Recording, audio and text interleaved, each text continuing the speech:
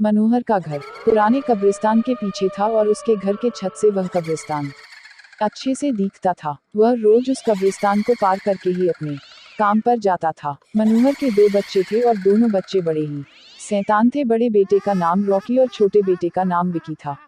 एक बार गर्मी की छुट्टियों में रॉकी और विकी की बहन सोनिया भी आई हुई थी। तीनों मिलकर रात के लगभग 12 बजे एक रूम में ट्रूथ और डेयर खेल रहे थे।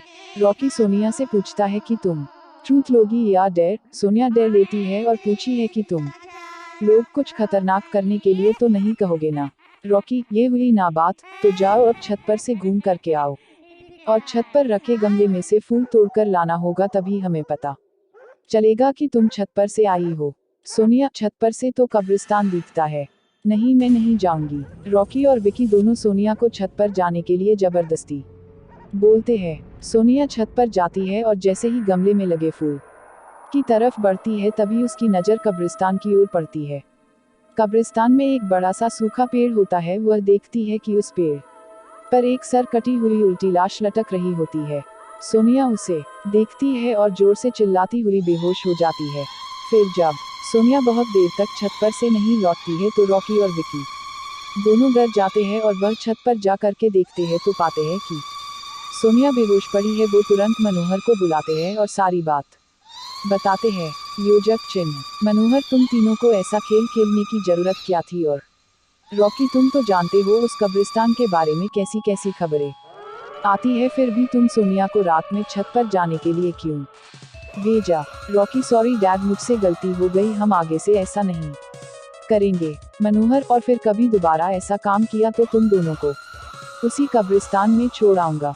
अच्छा सोनिया बेटी, ये बताओ तुम ने वहाँ ऐसा क्या देख लिया था कि तुम वही बेहोश हो गई? सोनिया सहमी हुई हालत में मनोहर को सारी बात बताती है कि उसने क्या देखा। मनोहर ने उस कब्रिस्तान के बारे में ऐसी खबरें पहले भी सुनी हुई थी, इसलिए वह सोनिया को डांटता नहीं है और बच्चों को संभल कर रहने की सलाह देता है।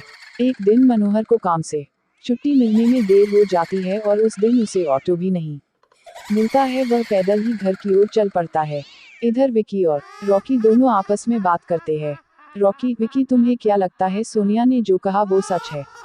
मुझे तो लगता है कि वो सिर्फ बातें बना रही है, वो उसका भ्रम होगा। विकी, अरे नहीं भाई, तुमने उसकी हालत देखी नहीं एक दिन भी, और यहाँ रुकने को तैयार नहीं हुई। मुझे लगता है कि उसने सच में कुछ देखा होगा। रॉकी, चलो हम कब्रिस्तान में जाकर खुद ही देख लेते हैं।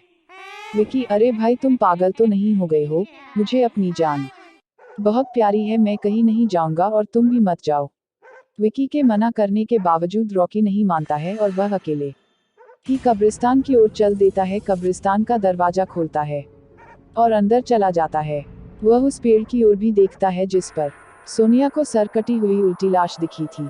रॉकी खड़े होकर उस पेड़ की ओर देखता है, तभी एक अदृश्य हाथ उसके पैरों को पकड़ लेता है। रॉकी डर जाता है और जोरों से चिल्लाने लगता है, बचाओ, बचाओ, छोड़ दो मुझे, मुझसे गलती हो गई, मैं फिर कभी यहाँ दोबारा नहीं आऊंगा। दूसरे कोने पर एक कब्र होती है जो कि खुली हुई होती है, उसके ऊपर खून लगा हुआ होता है। वह अदृश्य हाथ रॉकी को खींचकर लाते हैं और उस कब्र में अड़केलने की कोशिश करने लगते हैं।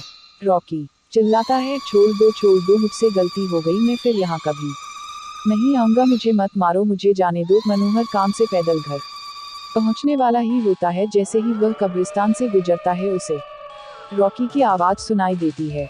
मनोहर, ये क्या? ये तो रॉकी की आवाज लगती है, ये तो कब्रिस्तान से आ रही है, मुझे जा करके देखना चाहिए। मनोहर कब्रिस्तान में चारों ओर देखता है लेकिन रॉकी कहीं नहीं दिखाई देता है। वह घर लौटकर आ जाता है और विकी से पूछता है कि रॉकी कहाँ है। विकी, पापा मेरे बार बार मना करने के बावजूद भी रॉकी कब्रिस्तान में चला गया। वो जानना चाहता था कि सोनिया जो कह रही थी वो सच है या नहीं। मनोहर, हमारे पास समय बिल्कुल भी नहीं है, जाओ घर के मंदिर में शंख में जो जल रखा है वो जल्दी से लेकर आओ, हमें रॉकी को खोजने कब्रिस्तान जाना पड़ेगा। विकी वो जल लेकर आता है। मनोहर और विकी कब्रिस्तान में जाते हैं। मनोहर जल छिड़कता है, फिर उसे किसी के घसीटने का निशान दिखाई देता है। वह समझ जाता है और फिर उस निशान का पीछा करते हुए उस कब्र तक पहुंच जाता है। मनोहर कब्र के आसपास हो जल छिड़कता है। कब्र से अजीब अजीब सी आवाजें आती है। विकी बहुत डर जाता है। मनोहर, मुझे लगता है कि श्रापित प्रेत आत्माओं ने रॉकी को इस कब्र के अंदर कैद कर लिया है, हमें जल्द ही इसे निकलना होगा। तुम ये पवित्र जल आसपास छिड़कते रहो, इससे हमें वो प्रेत आत्माएं कोई नुकसान नहीं पहुंचा पाएंगी। मैं कब्र को खोलने की कोशिश करता हूँ। मनोहर उस कब्र को खोलने की बहुत कोशिश करता है। अंत में वह कब्र खुल जाती है। उसके अंदर रॉकी लथपथ बेहोश पड़ा होता है।